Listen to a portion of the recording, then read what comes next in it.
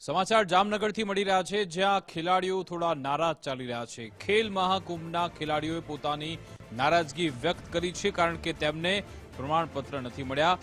ખેલ મહાકુંભના પ્રમાણપત્ર હજુ સુધી તેમને ન મળતા તેઓ રોષે ભરાયેલા છે। 9000થી વધુ એવા ખેલાડીઓ છે જેમને હજુ સુધી પ્રમાણપત્ર આપવામાં નથી આવ્યા। ખેલ મહાકુંભ 2.0ના પ્રમાણપત્ર કેમ આપવામાં નથી આવ્યા તેને લઈ મોટા સવાલ થઈ રહ્યા છે। વિદ્યાર્થી સંઘ તરફથી કહેવાયું કે શું અધિકારીઓ આ આળસ દર્શાવી રહ્યા છે કે પછી એ લોકો ભૂલી ગયા છે? સરકારી ભરતી હોય કે પછી એડમિશન હોય, તે જગ્યાએ આ પ્રમાણપત્ર ખૂબ જરૂરી છે તેવું એબીવીપીએ પણ કહ્યું। વિજેતા ખેલાડીઓની યાદી ગાંધીનગર મોકલી દેવામાં આવી છે તેવો જવાબ ડીએસઓ તરફથી આપવામાં આવ્યો, અને પછી પ્રમાણપત્રો ઓનલાઈન જ આપવામાં આવશે તેવું ડીએસઓ તરફથી કહેવાયું છે।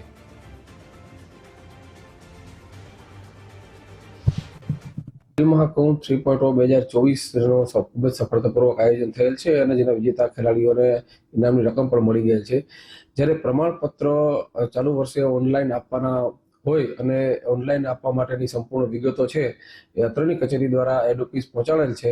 હવે ત્યાંથી ઓન પ્રોસેસ છે, જે પણ ટૂંકા જ સમયની અંદર ખેલાડીઓને મળી જશે, જેમાં જામનગર શહેરના ટોટલ 3900 ખેલાડીઓ અને જામનગર રૂરલના 6100 ખેલાડીઓને તાલુકા અને જિલ્લાના જામનગર ઝોન અને મહાનગરના તમામ વિજેતા ખેલાડીઓને પ્રમાણપત્ર છે એ મળી જાય એના માટે ઓન પ્રોસેસ કાર્યવાહી કરેલ છે। વિજય દોશી કોલેજમાં અભ્યાસ કરું છું। ગત વર્ષે યોજાયેલ 2024માં ખેલ મહાકુંભમાં અમે ટગ ઓફ વોરની સ્પર્ધામાં ભાગ લીધો હતો, જેમાં અમારી કોલેજનો દ્વિતીય સ્થાન મેળવેલો છે, જેનો રોકડ પુરસ્કાર તો મળેલું છે પણ તેની સર્ટિફિકેટ હજી એક પણ ખેલાડીને મળેલ નથી।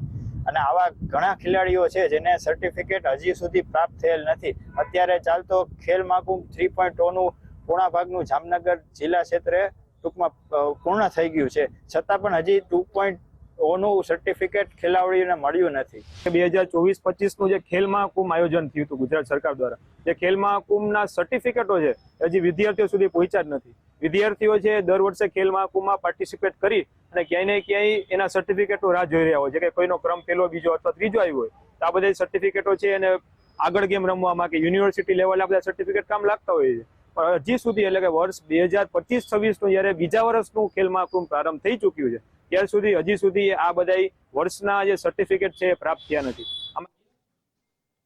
આજ અંગે જાણકારી આપશે સંવાદદાતા નથુ આહિર ફોનલાઈન પર જોડાઈ ગયા છે। જી નથુ। આ વિકાસ દર વર્ષે કરોડોના ખર્ચે જે ખેલ મહાકુંભ નું આયોજન કરવામાં આવે છે, જેમાં વ્યાપક ક્ષતિઓ સામે આવતી હોય છે, પરંતુ જામનગરમાં એક વિચિત્ર જે છે તે સમસ્યા સામે આવી છે, કારણ કે ગઈ સાલના જે પ્રમાણપત્રો હતા, એટલે કે વિજેતા ખેલાડીઓને પ્રમાણપત્ર આપવામાં હતા, તેઓને જે રોકડ પુરસ્કાર આપવાના હતા તે પુરસ્કારમાં પણ જે છે તે લાલિયાવાડી ચાલી હતી। મહિના પૂર્વે આ જ ખેલાડીઓ દ્વારા રજૂઆત આ બંને પ્રશ્ન કરવામાં આવી હતી, પરંતુ ત્યારબાદ જે રોકડ પુરસ્કાર હતો તે તો તેમને મળી ગયો, પરંતુ પ્રમાણપત્ર હજુ સુધી નહીં મળ્યા। એટલે કે ક્યાંક ને ક્યાંક સંકલનનો અભાવ હોય તેવું આ ચિત્ર સ્પષ્ટ થઈ રહ્યું છે। જિલ્લા સ્તરેથી ગાંધીનગર સ્તરે બંને વચ્ચે ક્યાંક જે છે તે ભેદભાવ અથવા તો ક્યાંક ને ક્યાંક જે છે અંતર આવતું હોવાનો સામે આવી રહ્યું છે। આ બંનેની પરિસ્થિતિ વચ્ચે જે ઉમેદવારો છે, જે ખેલાડીઓ છે તે પીસાઈ રહ્યા છે ને વારે વારે રજૂઆત કરે છે, અમને પ્રમાણપત્રો આપો, અમારે અન્ય ભરતીઓમાં અથવા તો સરકારી જે એડમિશન પ્રક્રિયા છે તેમાં જોડવાનો હોય છે, પરંતુ તંત્ર ક્યારેય નથી સમજ્યું, તે નથી જ સમજ્યું। હજુ સુધી ગઈ સાલના જે છે પ્રમાણપત્રો હજી ઇસ્યુ નથી થયા। જી વિકાસ। બિલકુલ, આભાર નથુ તમામ જાણકારી આપવા બદલ।